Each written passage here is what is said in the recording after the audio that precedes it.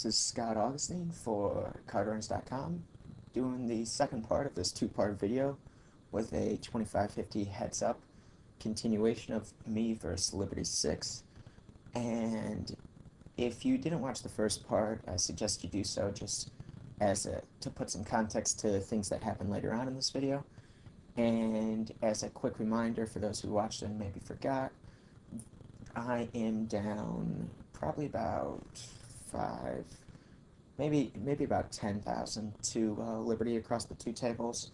In some pretty interesting spots. Nothing real outside of a few situations. Nothing really out of the ordinary, but definitely normal swings for these stakes. So we just took a couple of smallish medium to medium-sized pots off of him on both tables. And so we're going to look at how he reacts to us doing so. And not so much happens over the next couple of hands. If you remember before, you can really focus on some table nuances that happen when playing a good player across two tables. I was talking earlier about table symmetry and how that affects different decisions on each table, and sometimes you'll make plays that are slightly negative expectation in a vacuum on one of the tables, just so he isn't suspicious on the other table, and that comes into play a little bit later on, and I'll point that out when I have pocket kings. And so nothing really, we've had a kind of a lull in the action ever since those last couple of pots.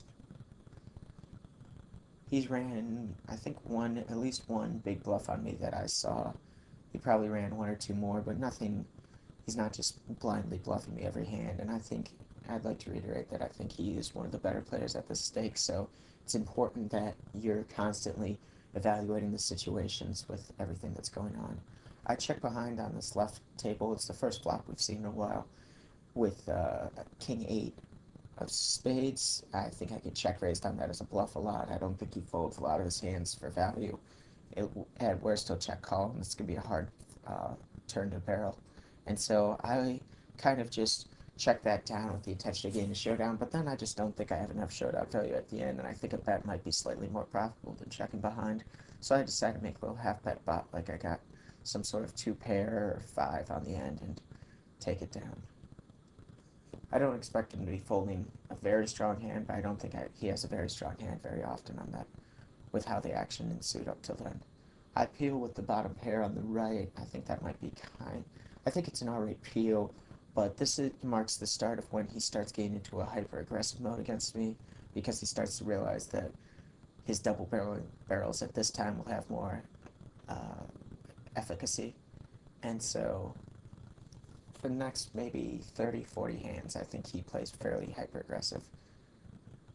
On the right here, I raise pocket kings, and I flop a full house, which is obviously awesome. The one thing you have to understand with heads up, though, is when you have huge hands, monster hands, and you're playing full ring, yeah, there's a good chance you're going to get paid off. Someone is going to have a queen. Someone will have like a straight flush draw here if it's 3 or 4 handed, but 3 or 4 handed to the flop, that is. But heads up, they're just not going to have a big hand that often, and so you just kind of have to pray that they have a hand when you do. And if you start slow playing and trying to extract value there, you might miss these golden opportunities. So in general, it's the better role to bet here. And just looking at this board texture, if I had like 7-8, of course I'd bet here. I mean, on a king, queen, queen board, it hits my range way more than his flatting range. And I think he expects me to bet this flop, so when I check behind, I think it sends off warning bells. Plus, it has I don't allow him to get as much money in as quickly with draws or a queen or whatever he has when he does have a good hand a small percentage of the time. And then the turn, the jack peels off, and he leads. I'm putting him on a fairly strong hand here. It's just not a board he's going to be floating out of position in the leading week very often. I think at worst he has some sort of heart draw or maybe some sort of 10x hand, like 10x of spades or something that he floated with out of position as the very bottom of his range. I think past that, a queen's definitely in his range, says that he was playing trickery. I think a straight now's in his range was like ace 10 or 10-9, maybe like 10-9 of hearts or with backdoor hearts, something like that. and he can also definitely have a queen. So since I'm putting him on such a strong range, I thought that that a raise would be better here than a flat a good amount of the time, even though it looks like I should just flat and try to let him trap himself if he's bluffing or whatever. The thing is, I don't think he's bluffing really often at all, and I think when he is betting weekly, it's a semi bluff, so I want to put more money in there and let him do something a little crazy. The reason that I decided not to raise there is because I've been playing fairly passive and calling calling a lot of one bets, two bets, whatever, flop turn, and then folding river, calling flop, folding turn. So I didn't want to set off warning bells again for him by raising, make taking such a strong line and pushing him off like maybe ace jack of hearts or something. I didn't want to be pushing him off of hands that he might just fold on this pair board that he's going to just be barreling or whatever. And he bets really big on the river here, and I'm kind of unhappy with the fact that he bet big because I think it's less likely he can put me on a bluff or misdraw when I do that. The the good thing is that he did have that smallish raise bluff on the river against me before, so maybe he thinks I'm going to try to get back at him with a misdraw or something, and it'll be less likely for him to fold. I don't really expect him to fold a queen ever, a queen or better ever here, so if he has those, it's not a big deal.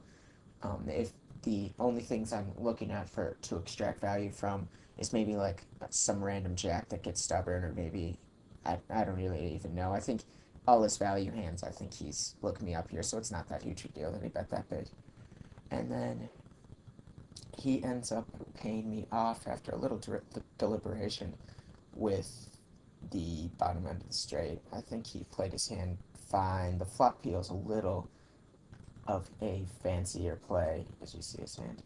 It's a little bit of a fancier play, but I think with how the match is going and he'd been fairly aggressive, he thought, and maybe correctly so, that he could start taking away from that flop for me later on in the hand rather than check raise the flop because he's repping such a poor range when he's check raising.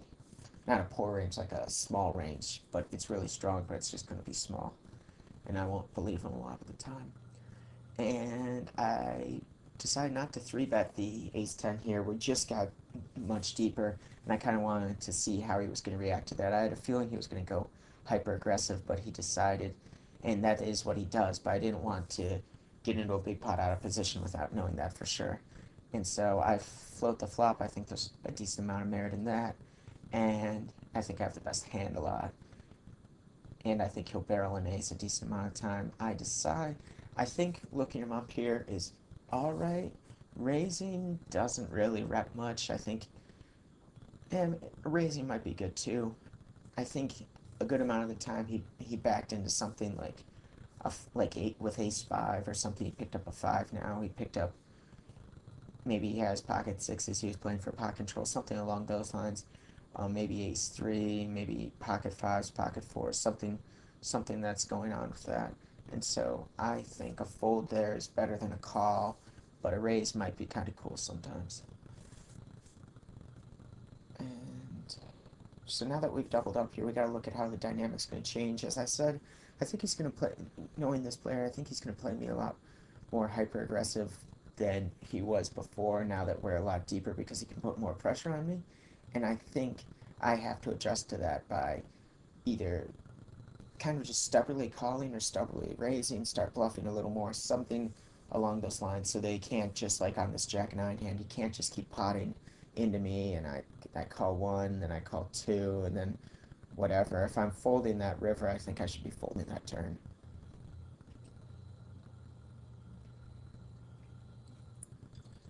And you kind of, against someone who's playing pretty aggressive, you kind of just have to be more willing to slow play some of your bigger hands out of position. And you also have to be willing to put in some bluffs and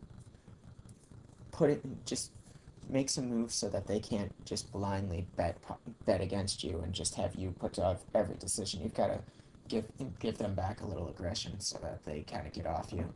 And I check call the flop here. I think I have the best hand a lot.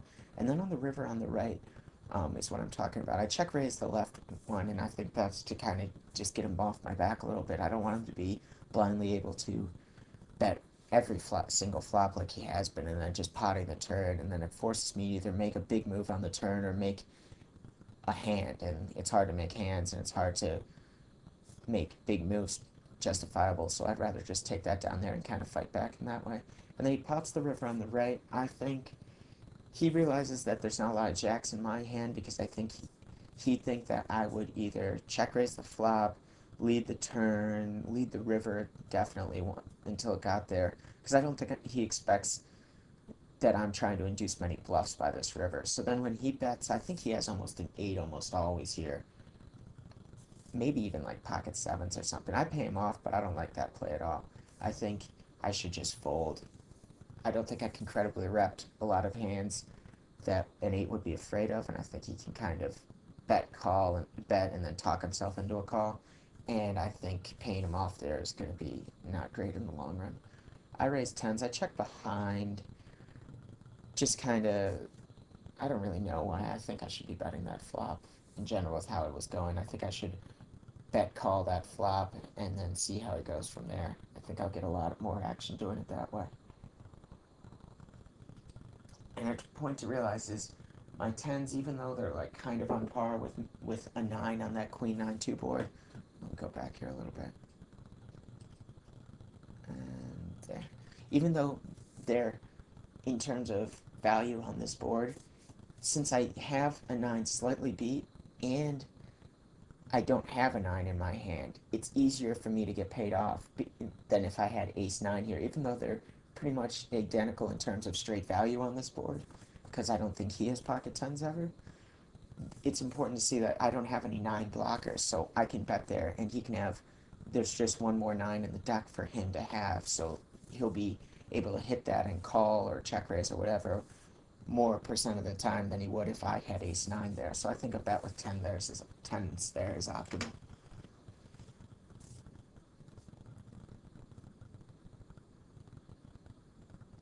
And then nothing really happens for the next couple of hands, I don't think. And then this hand is important on the right with kings. He decides to 3-bet me there, and I was planning on 4-betting him on the right here, and so this kind of goes back to that table symmetry thing I was talking about earlier. Normally, I'd fold 3-8 offsuit, and I think not many people can dispute the fact that against a good player, deep playing 3-8 offsuit is probably not going to be a winning proposition. But I didn't want him, I didn't want to 4-bet on the right and then fold on the left to look like I had a much tighter range for opening the button. I wanted it to look like I was opening the button very, very wide, which I mean, I am, but like not including 3-8 suited, 3-8 offsuit. And I didn't want to kind of like rock the boat, so to say. I didn't want him to have any sort of reason to not peel light when I 4-bet on the right. So to accomplish this, I raise on the left, even though playing 3-8 offsuit is probably going to be a losing play in the long run. I want to make sure that he's kind of thinks I'm a little fed up with his aggression, and I'm 4-betting on the right, and I'm opening like every button on the left. And I think I should c-bet that actually on the left just to keep that notion going. And so he peels here. I haven't 4-bet him very much at all. He'd been 3-betting me a little bit earlier, but he kind of toned that down as well. So I was a little surprised when he just peeled here. I put him on a fairly strong hand. And now, when this board hits, it's kind of a double-edged sword. On one hand, it's a scary board, and it's like, okay, this board's whatever. You're not, in general, going to have a ton of equity if both get in. Like, I'll probably be ahead, but he'll probably have a lot of equity if we get in. But in the other respect, as I was saying earlier, it's hard for people to have big hands heads up when you have a big hand. So if that's the case, you've got to kind of embrace the fact that if I could get it all in on this board every time and have 60% equity, then I would just love that. And maybe in like a full ring or 6-max game, you'd be like, oh, well, I want to play pot control here, whatever. You're just not going to get many opportunities to get into big pots where you have an equity advantage versus their range this deep. So, when that's the case, I'm fairly excited that the board's kind of wet because I think it'll force him to make a lot of moves. And even though when he makes these moves or peels or whatever, when he does these things, I'm not going to have more than, say, 60% equity, maybe 55 or whatever. I'm still excited to get that in because it means my big hand isn't wasted. And yeah, ideally I'd like to flop top set and have him have middle set, and then we just get it all in for 1,000 big blinds. But that's just not going to happen very often. So when you're playing a good player, you've got to find your equity edges wherever you can get them. And then on the queen turn, when he check calls this flop, I don't really expect him to have many straight draws, like not straight draws, but in terms of I don't expect him to have many naked draws in his range because I think if he had a high draw, let's say like ace jack of hearts or something, he'd be pushing the action and try to push me off like pocket jacks or pocket kings or whatever. And in his mind, maybe I'd fold those a percentage of the time enough to make his equity push good there. Or maybe not even have those hands. He might think I'm just on air with like 5-6 or something, and I'm just betting this wet flop, hoping that he just folds. And so I think he pushed the action with a lot of like ace jack, hearts, like a lot of these combo drawish hands, probably even queen jack of hearts, all these things.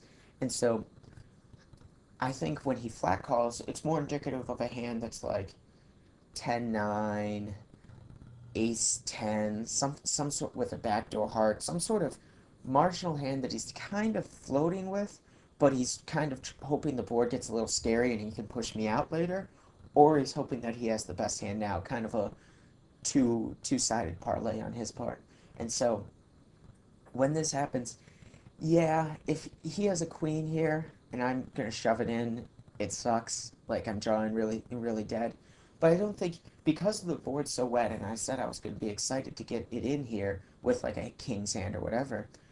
With his draws and his made hands, like let's say at Jack 10, I don't think he'd be check calling this because he doesn't want the board to come off like a 10 of hearts or something and have me shut down with my kings. He'd much rather get it in on the flop where I'm still excited and a little bit wary of his range, so I definitely would get it in with a lot of these biggish hands to start with. And so that being said, I don't think he has like Jack 10 or any of those hands. So I think if I'm big here, it's because he hit a queen, which if he hits a queen, oh well. And then from his point of view, with whatever he had, like a 10-9, I think like maybe pocket tens, pocket jacks, something like that. I think he'd expect me to maybe pot control like aces or kings a small amount of the time from our recent history of me playing a little more passive than he does. And so, since he expects me to do that, I'm going to go the opposite way and just shove in with my kings here. And I thought about maybe making a bet like 3,300 to make it look like I was trying to like bet him off for the cheapest possible, whatever. But I think when I shove here, I can kind of represent a combo draw myself that will be like, well, if you don't have a queen, you have to fold. And this opponent is definitely not afraid to make big calls, and he's not afraid to put money in, etc. So I think a shove here is the best play with my hand for his range and what he perceives my range to be, and where I actually am in that range. And so I think this is a pretty interesting hand, not so much from my perspective, though it's a little bit interesting, but from his perspective, it's pretty interesting. And I think like the video jumps a little bit here because it had like a hiccup when I recorded, but I shove it in and he takes a little bit and then he calls. It looks like he just snap calls, but he didn't really snap call. And he calls with the ace 9 of diamonds. And I think that's a fairly reasonable hand for what we thought he might have for him to have. And I think he might have been a little surprised that I shoved in here with kings. Maybe not. Maybe I'm off based on that. But I thought from my perspective, I've been playing fairly passive compared to him. And when that's the case, I think my image is that of passive, and I thought he would think that I would play for pot control with an overpair like this. And then making his ace-9 call profitable, which, because I can basically only have like a queen or nothing, or maybe a queen or better or nothing. And so when I show up with the middleish part of my range that's better than what he called with, I think it's definitely a good result for me. And that kind of puts a lot more momentum in my angle. I win a 20K pot on the right there. So I think he takes a little break for like 5 minutes or something. He took like 2 or 3 breaks during this heads up match. And I think that's an important thing to note is that when you're playing someone who's and 25-50 deep is pretty high stakes, and you're playing someone who's really good for those stakes, I think it's important you take a break and kind of regroup a little bit. He definitely was losing the momentum a lot there, and he'll come back in a second here. I think I paused it, and then he comes back. But he was definitely losing the momentum there, and then when that happens, it's hard to regain the momentum with how the match was going. I was playing a little more passive, a little more trapping him and making these small stabs and bets and stuff. And it's hard to win big pots when I'm playing that style. And so he was going to be down for a good while, and so he needs to be mentally prepared to claw back there. And so when that happens, he's going to take a break, and he comes back, and I bet on the right for value. I think he'll look me up fairly light, or maybe reverse float me, or out of position float me on the right there. On the left, I c-bet, and then I double barrel on a pretty decent card for me. I have my gut shot and backdoor flush draw. And on the right, I decided to bet the river. I think if he had a 9, he would have bet himself a decent amount. If he hit his straight at any point, he would have either led or check raised the flop or something like that with either 10-8 or 8-6 or whatever, I think. And if he didn't do that, I think he would have led on that jack turn because it's kind of scary. He doesn't want me to pot control a lot like I ended up doing. And so I think he has like a 7 at best during this time. So I thought I was trying basically pushing him off a chop here with this bet a decent amount of time. And also I can rep a good amount of hands that he can't by taking the line I did compared to his with our ranges.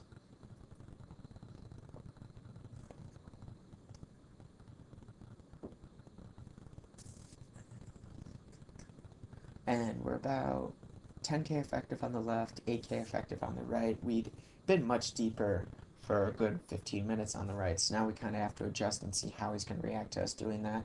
And then on this right, I think it's very reasonable with our stack sizes and such that I peel with the ace-jack here. I think it's a strong enough hand, just in general, and he's also been fairly aggressive, and he's probably also looking to gamble a little bit more to try to get the initiative back in the match. And so I decide, I have two options here. I can call, I don't think folding's ever an option here. I can call or raise. I decided to raise because I think he expects me to call with a lot of my Jack X hands and kind of play a smaller pot. And so since I have the top range of my Jack X hands, I think I can get him to push in with worse Jack X hands or some like marginal draws. He ends up having, I raised to 1800 and he shoves and I call off and he ends up having the 10-7 of hearts with a pair and a flush draw. I think it's reasonable for both of us to get in there and just hope that I win and I don't. So I think we're about 50-50 there. Maybe I was a slight favorite or he was, whatever. But I think that's both reasonable for us to get in there. Now he has the initiative back a little bit on the right table. Plus we're back to 10k effective or 12k effective deep, and I think that's the deepest we've played so far. And so we have to look at how those dynamics are going to change. I think he starts to slow down with his hyper aggressive out of position, but definitely in position he's going right after me, and I think that's probably a good strategy for him when this match was going on. From if I was him, I'd probably be playing me the same way in that respect. And so I have to figure out a good way to counteract that. And then he limps, which I'm pretty sure was a mistake, and now he's just calling me down because he thinks that I'm just trying to steal the pot or something. I'm sure he has like a 2 or a 7 or something.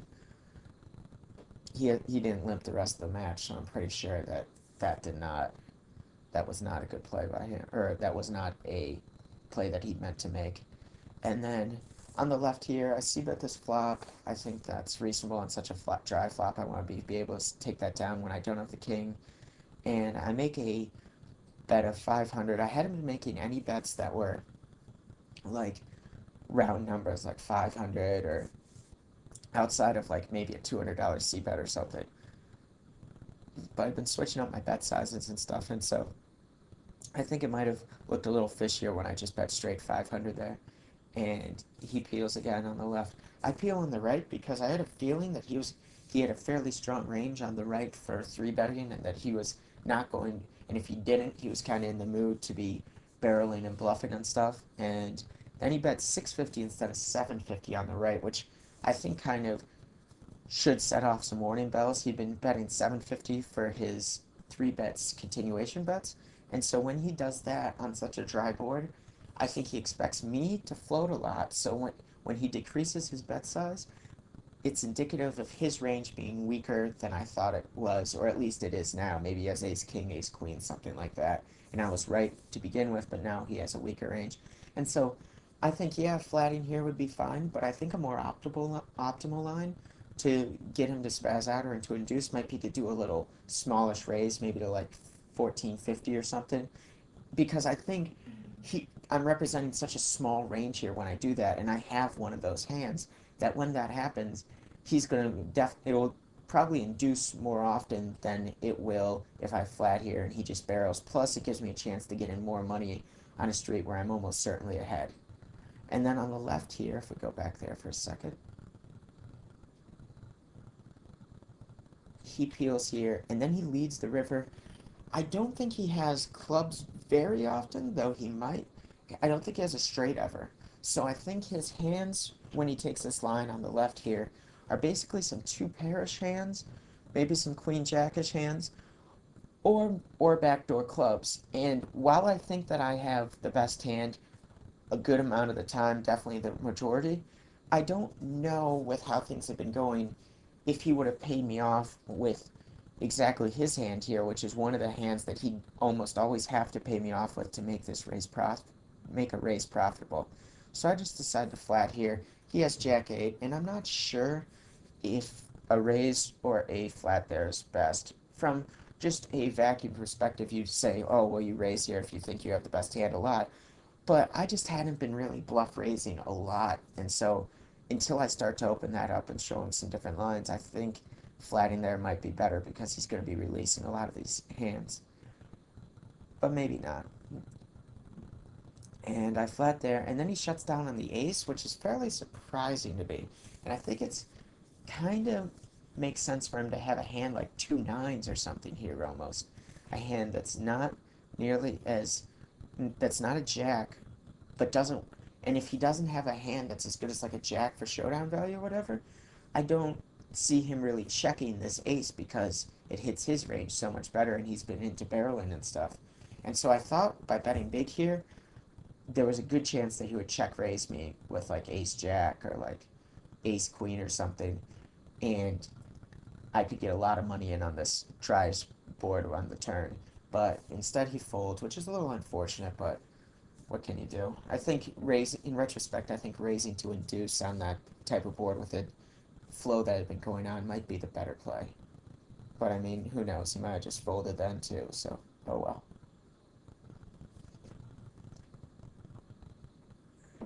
And I definitely, this definitely shows how much, and he misclicks, I guess, on the Jack 6 open there.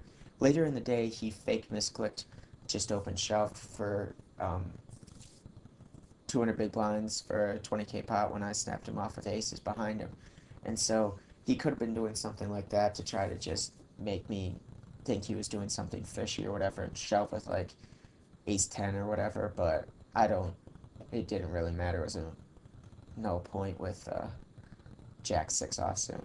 I bet on the turn here on the right, and I'll get back to that point about playing good players later. I bet on the turn here on the right, and I think the turn bet is completely reasonable. Like it a lot. I think it's a pretty easy fold to a check raise here because on the turn, because he hadn't been check raising me much as a bluff at all, and I don't think he expects me to bet fold this turn very often. And since my hand has very little chance to improve, I have to be right on him having a bluff or whatever a very good percentage of the time to make my turn check raise peel profitable. So when he flats on the turn, I was probably planning on folding to a check raise at this time. I'm not sure if I actually would have. And then on the river here, I really hate my river bet because when he flats on this turn, it's fairly indicative of having a hand that's decent enough to call but not good enough to raise.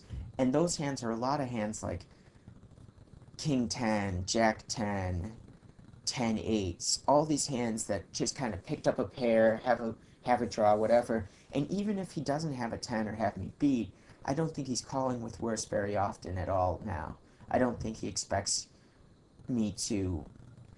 I don't think he would call with a weak 9 or whatever on this river very often. At least often enough for me to bet here to fold to a check raise and still get value from the bet. And so I think this is a bad bet on the river that I should not have made. And I'm pretty sure that he had like a 10 or maybe some sort of big slow played hand on that river.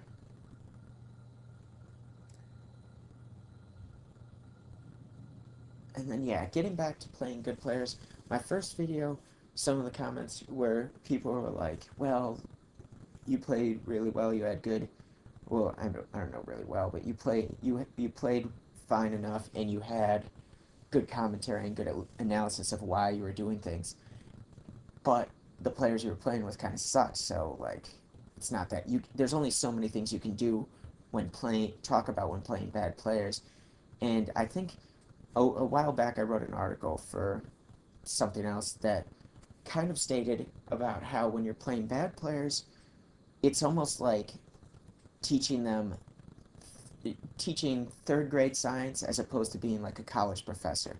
In third grade science, you teach them the basics, whatever, third grade in general, all these topics. You're just teaching them the basics of all these things. And when you're playing bad players, you can't really elaborate on these out of position floats, these crazy moves, nearly as often as you can every.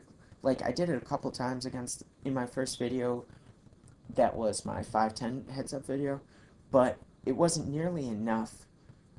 I couldn't nearly do it as often as I wanted or play nearly as creative as I wanted because the move would just be lost on them. And so, yeah, sometimes I pulled a few moves here or there, but I wasn't making these small value bluffs, value bets, all these things that you can definitely do against a a very good player at 25-50.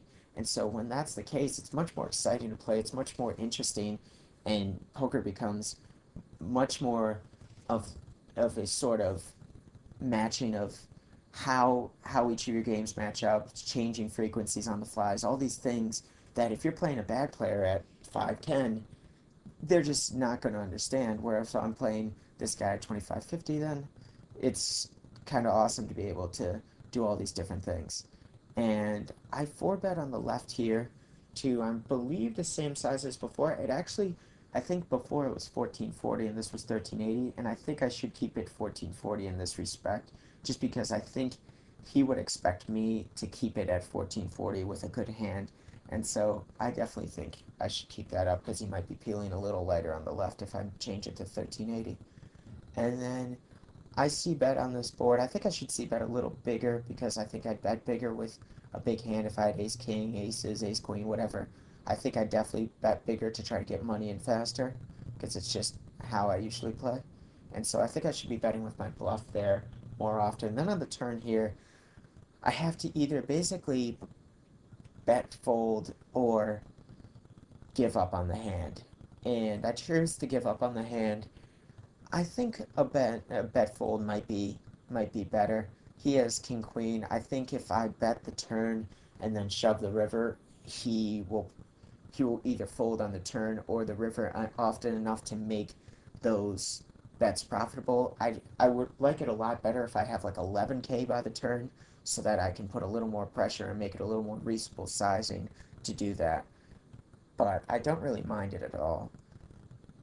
Giving up is obviously the normal play, but when you're called on those type of boards, but whatever. And then yeah, so getting back to discussing the good players, so now we can really open up the different types of plays that are available to us, and we can I can do these out of position floats. I pull a decent sized bluff here in I think 5 or 10 minutes, and you can do these things. You can check call just to out of position float later much more often than you can with against bad players, but you have to do it more creatively and balance it a lot better or else you're just going to get eaten alive. I choose not to defend the queen 10 offsuit there on the left. I think that's probably a fine thing. I could see a reason for defending it, but I don't think he's 3-betting me light there very often after we just had a decently sized pot that I shoot up with a weakish hand in. And then on the left, I decide to, I think that, now I check. and then on the turn he checks again. I check, and then on the river it goes check check, and I decided on the turn to take this hand to showdown. I could bet there on the turn and kind of represent a 7 or something, but I don't think I'm getting much better to fold out when I bet there, and I think ace-6 is good enough to showdown there.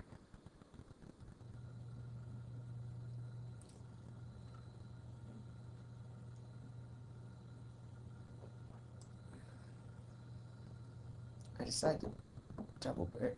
I double barrel small on the right, and if we can go back, we can talk about that bet sizing. On a strategy board, I decide to bet half pot, which I think is reasonable, and I do with a lot of my range.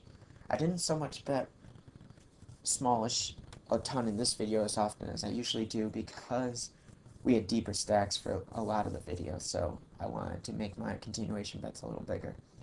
And then I decide to bet half pot again on the turn, and I think this is kind of a scary bet for him in the fact that it's not so much that I'm repping pocket jacks or something on this turn with this bet, but I'm repping such a wide range that he can no longer properly call down with like ace high or whatever, which is a lot of his range, maybe like 5-6 for the gutter.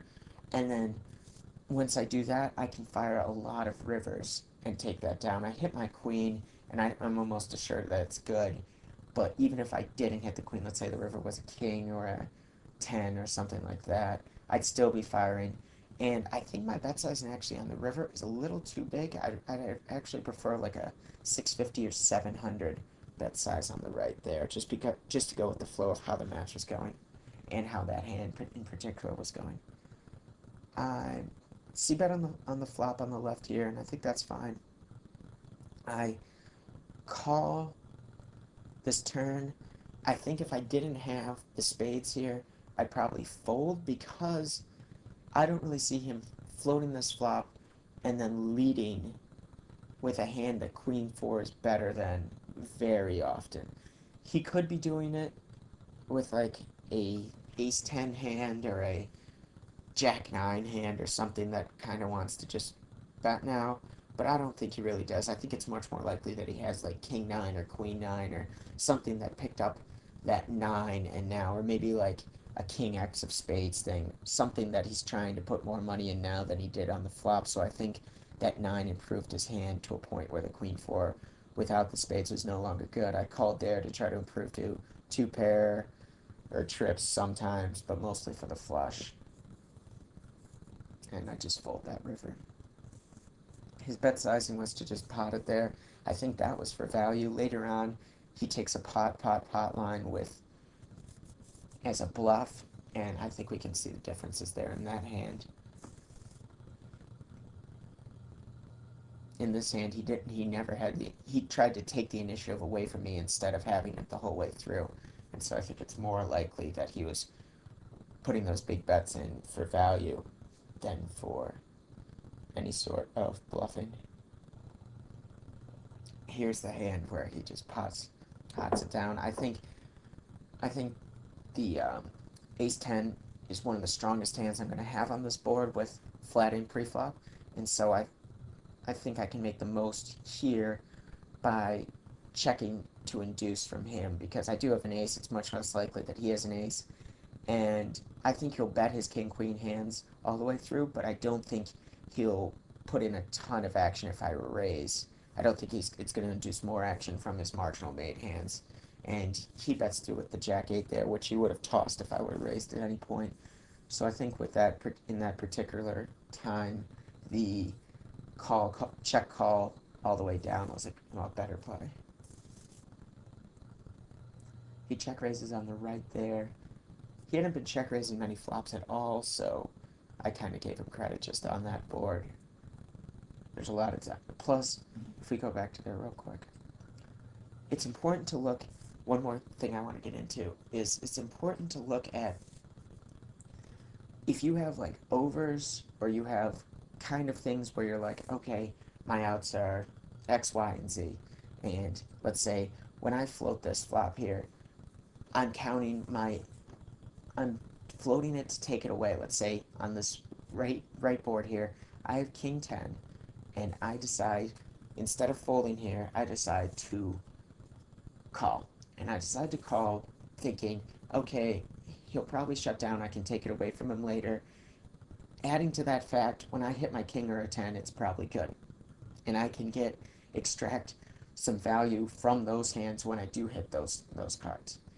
And in that respect, I'd much rather have king jack here than king 10. And it might not be so obvious, but the reason is if if I hit a jack here on the turn, he's going to be betting his like pocket nines or whatever for value, and he's not going to really put me on a jack first of all, which is fine. And he can also still put me on a lot of straight draws like 8-9, 5-4, 8-5, even whatever. And so when he can put me on those, he can keep betting to charge out my draws and do all these things, and I can either call or raise with jack if that was to happen.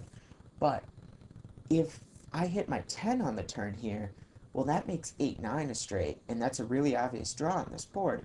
So he'll probably only continue with his really strong hands or his bluffs. And so it takes out that marginal range. He's not going to keep betting like nines for value through the turn and river, whereas he probably will if a jack and then like a three roll off.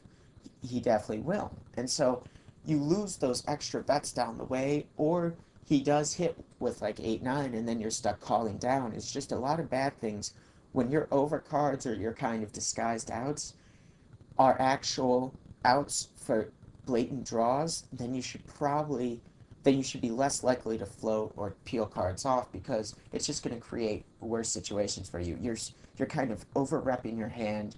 You're over repping your outs even though they haven't come to fruition yet.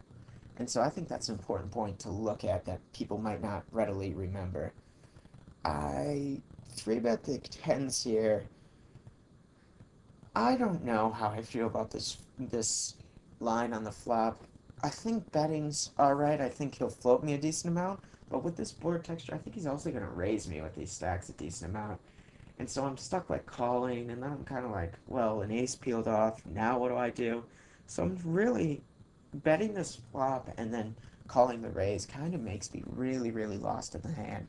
And now I guarantee if I peeled here, he'd be shoving basically 100% of rivers. So I decided to fold there, but I don't really like how the flop went down. I'm not really sure what the best play would be there. Maybe 3-bet pre and then check the flop to try to induce, or maybe flat pre and then check raise a decent amount of flops, something along those lines.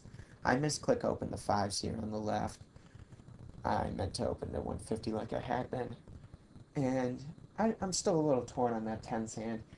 You kind of want to bet to protect your hand, but you also, with these stacks, it's and against a really aggressive player, it's going to be really hard.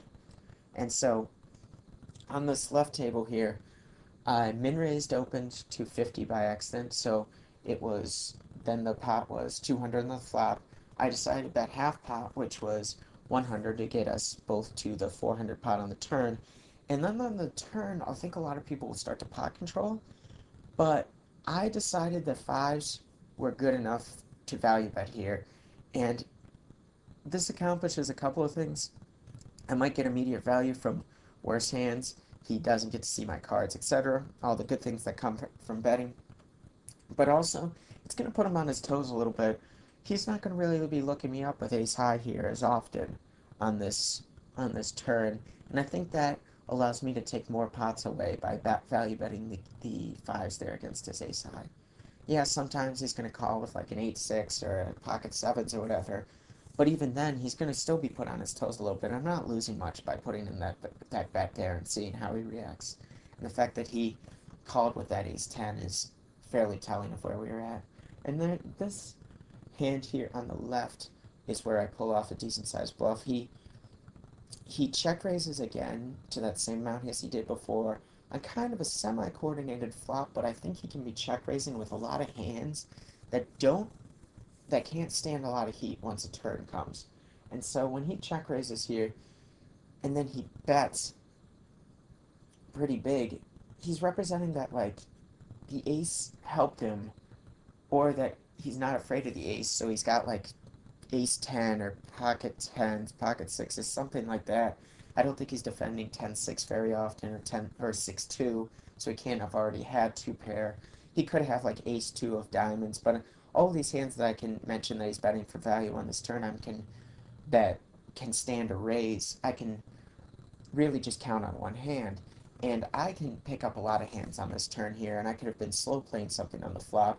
And so, coupling that with the fact that I hadn't really been aggressive with like one pair of hands, like if I had ace king here, I hadn't, or ace jack or whatever, I hadn't really been raising this turn for value very often. I've been more calling down and calling bluffs instead of bluffing in myself or raising for value thinly.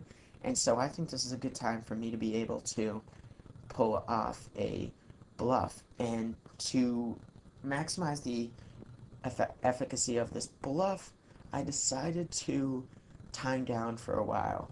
And this kind of goes along the fact of what I was talking about in earlier videos about, I'm not sure if I talked about it in the first part, but basically when you have, when you're playing, when you're coming up at like 5-10, like 3-6, 5-10, people will tell you like, okay, do all your actions in the same amount of time, wait till the bar goes down to like 3/4, whatever, then act, or make all your bet sizes around the same size so that they can't tell what you have. And that's all well and good, but you're missing a little bit of opportunity to kind of get in someone's head and mess with them a little bit by not changing up your bet sizes, by not, like, let's say he check raises to against me to 700 to 700, and then the next time it's to 900, and now I have to think, okay, not only is he check raising me, he's doing it with a different size bet. What does that mean? And it kind of, as long as you can kind of control and be better at interpreting how they're going to interpret things and vice versa, better than your opponent, it adds another level of you being able to exploit them without really having to change much about your own game. You just have to put in different bet sizes and keep track of. And this, along with bet sizes, this also couples with timing tells and how you're acting in hands. I've been acting fairly quickly here, and I don't think he'd very often expect me to time down here if I was bluffing. And so I thought timing down here might make a small amount of difference. Let's say maybe it's a couple of percent or two. Maybe he folds 3% more when I time down in this specific spot. Well, that's huge. I'm definitely either making more money or losing less money if the bluff's not profitable at all. And so I shove there, or at least raise there, and he ends up folding. And you might say, well, he instantly folded, he obviously didn't have anything. And that might be true, but also during that time I was thinking, he was thinking of what he's going to do to a raise, and the longer I was thinking, I think it was making it less and less likely that he was going to continue without a very strong hand. And on the right here, we can go back and talk about this hand a little bit. He check raises the flop, and I make my $200 continuation bet. He's going to check raise to, I think, 700, which, again, with this table symmetry, I keep with my same continuation bet. He keeps with the same check raise size. It's kind of just both of us playing a little game of chicken to see which one of us will interpret things differently first, or which one will start changing up her ranges first. He bets 1,400 on both sides, stuff like that. And so I decided to bluff on the left here, and then called that. But I didn't act on the right until I had him fold on the left. And I think that's important because now he didn't know that I was calling on the right before he had to act on the left, because that hand had been going on first. And so now when he checks, I think I have the best hand a ton, but I don't think he's going to be calling off with worse. I think sometimes he check calls here with like ace 9 or something that he has me beat, but he's not willing to bet it for whatever reason. Much more often than he calls me with like king queen after check raise and I'm betting again. And so I just decided to show it down here. He ends up having the miss nut flush draw, and we just show it down there. And then Bland Decon decides to make an appearance for exactly one hand, at which point I'm putting Liberty on a very strong hand here to make that size with my small open, and Bland Decon makes a poor shove, in my opinion, with pocket fives, because Liberty's going to be priced in no matter what he has. And even if he doesn't have an overpair, he has two overs, so at best, Blandican has got that 55% equity. At worst, he's pretty much dead. And the footage goes on for about 8 more minutes. Things start to die down a little bit, if I can remember correctly. I'm going to c-bet on this right table. I bet 202, I'm pretty sure by accident. But then once I do, I think I bring that bet size later. It might not have gotten caught on tape. I double barrel on the left there. I think the jack's a decent double barrel card, and he'd been peeling me fairly light. And I think if he had a strong hand, he would check raise it because he'd been check raising the last 10 or so minutes. So I don't see any reason for him to flat a strong hand.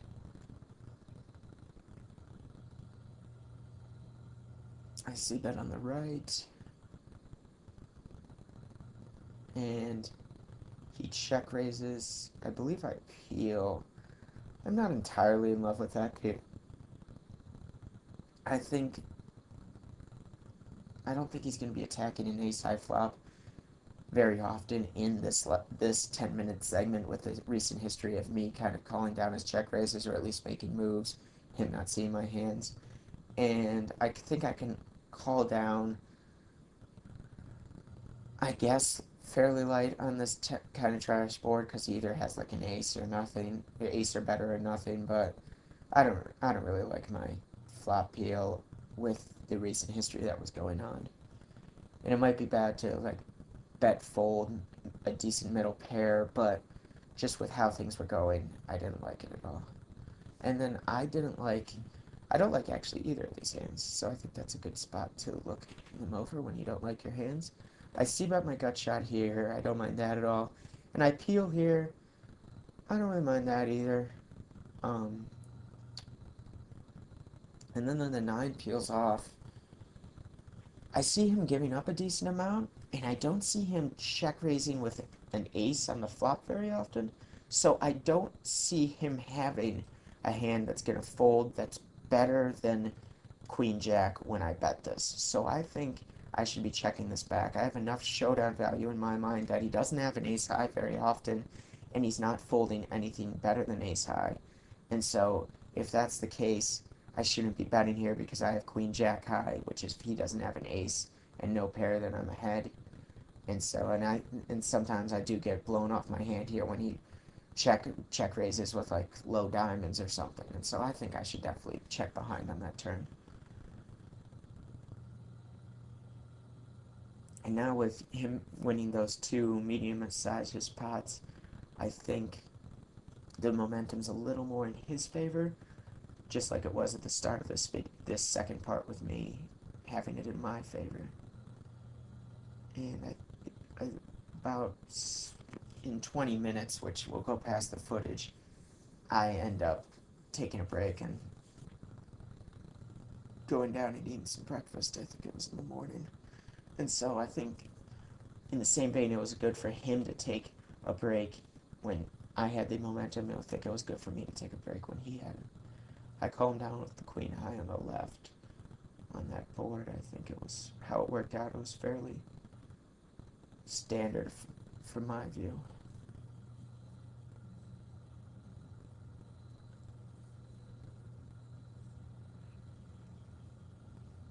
I'm definitely c-betting the one on the left. I think checking on the right is probably better than betting. Sometimes he's going to take it away from me with worse hands, but I think there's just too many times when I bet that he calls, that he's not calling with like sevens. He's always calling with a 10 or a queen. Sometimes he's folding sevens, so I don't think a bet's very profitable on that right board.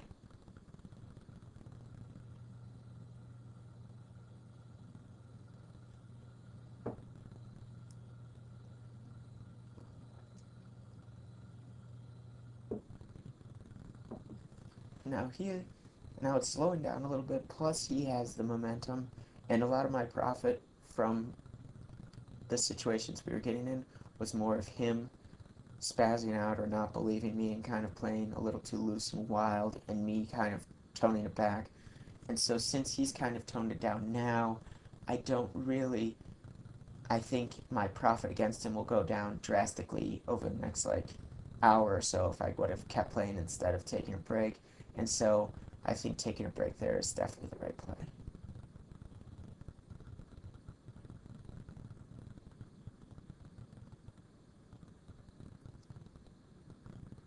Just 7-5 offsuit might not be a standard open for some people. I decided to open it. We're fairly deep on both tables, and oh well. I check back the flop, and when I'm doing this, I think I'm representing on this board like an ace high hand, a hand like I think you'd expect me to bet with like a hand like 7-5 like I have. I think I'm representing when I check back an ace highish hand, a six, pocket fives, something like that. Maybe pocket sevens or eights. Maybe like king queen or something. Though I think he would expect me to bet with like gut shots and straight draws and stuff. And so I think he's putting me on an ace highish hand or a small pair, maybe bottom pair. And so when he bets out kind of biggish on the turn, since I hadn't been very active on the turn or river in terms of raising his bets, I think I can get away with a raise there. And I raised to 850. The video kind of skipped when I was recording it, and I raised to 850 and take it down after a little deliberation by him. I I definitely can play a six like that or whatever, or slow play a set. So he I think he's going to start stab at that turn with a wide variety of hands with the bottom card pairing. And so when he does that, I can take advantage by raising. And I have my gut shot just in case he does flat. I can, a small percentage of the time, suck out and then get some value out of that. Or maybe even bet him out on the river. I'm not sure if I would have put in a river bet or not. It would have depended on what came. I flat this flop here. I think when I flat, my hand looks a lot like Jack 9, 9 7, 8 7, something like that. Maybe a weakish 10. I decide when he checks behind on the turn, he doesn't have a hand that's worse than Ace Jack very often. He probably has a hand like 8 7 himself. And so I kind of put in a bet to try to push him off those smallish hands, made hands that beat Ace Jack that he'd have, like his pocket fives, his eights, whatever. And he ends up making a call with Ace 8, which I mean, at the time he felt that it was the right call. I'm not sure in the long run if that's going to be a good call against me or not. I'm not sure how he views me in those situations, but it's another thing to keep in the back of our heads now going forward of, okay, he looked me up there. Maybe I should be betting a 9 on that river there, or a good 8 if he's going to look me up with an 8.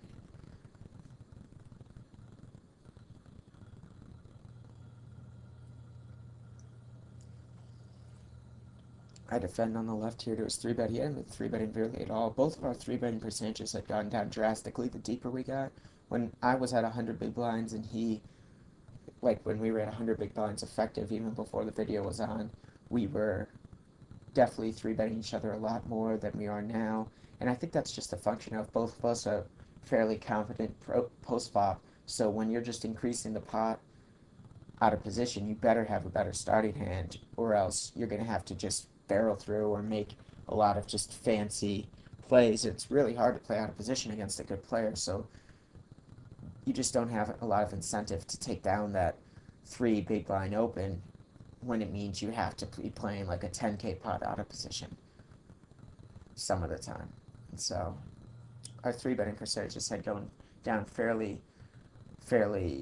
drastically since we had gotten deeper. I decided to 3-bet the 9-10 here in kind of an answer to him 3-betting on the left table.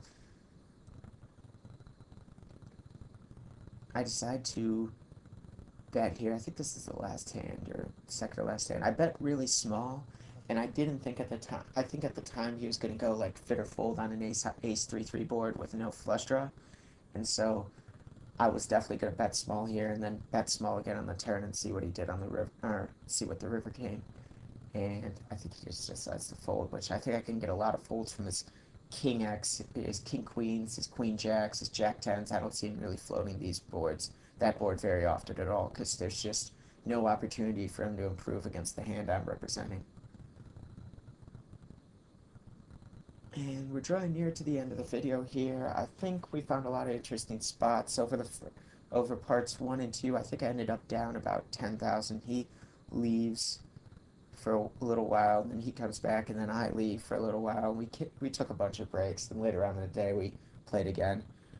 And I think we found a lot of interesting spots. And just as an aside, I'd really encourage people who are interested in learning heads up or whatever to play some of the better regulars at the stakes that you're looking at.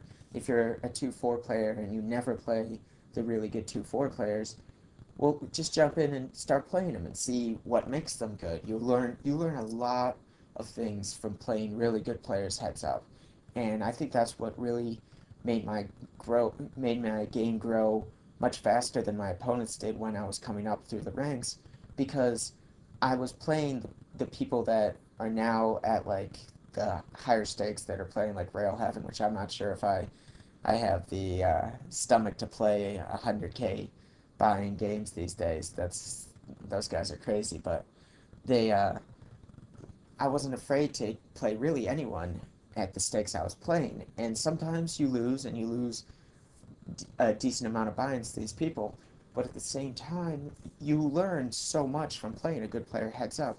As long as you're reviewing things and not just stuck in your ways of, oh, I'm just getting unlucky, I can't believe how lucky these people are.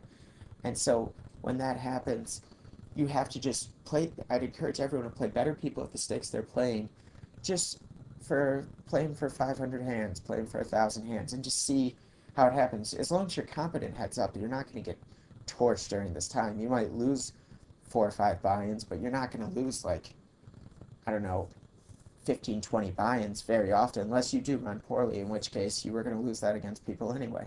But you have to really try to challenge yourself, or else your game is just not going to improve. There's so many people that I see that are at like 2-4 and 3-6, and people that have come to me for coaching that are said, well, I've been at 3-6, I've been at 2-4 for 300,000 hands, and I want to move up, but I just don't know how to do that. Well, playing heads up is a great way to do that. Playing heads up, three-handed, whatever, against really good players for the stakes you're playing. Because when you do that, that's when you learn. You see, wow, I'm doing this. Not only have I seen something that's bad in my game, I've seen now if I see someone who has that same leak, I can recognize it better, and I know how to exploit it because this better player exploited it for me and showed me how. Even though I had to lose a little bit to see this, some of the best learning sessions I've had are when I've dropped 4 or 5 buy-ins and seen how people are really just exploiting things that I was doing. And so I definitely would encourage that. If you have any questions on hands or any sort of comments on any of the plays or anything you want to talk about, leave them in the comments section or on the forums. Or if you have any video ideas, I think I'm going to do a 6-max series as my next series that will, I don't know exactly when it would come out, but I think for heads up, or maybe do a League Finder series for anyone who is learning heads up, or play one of the members heads up, something like that, and kind of just dissect their games, stuff like that. So any suggestions I'm open to. And that's it. I filmed this around the holidays, so happy holidays to everyone. And this is Scott Augustine for cardrunners.com.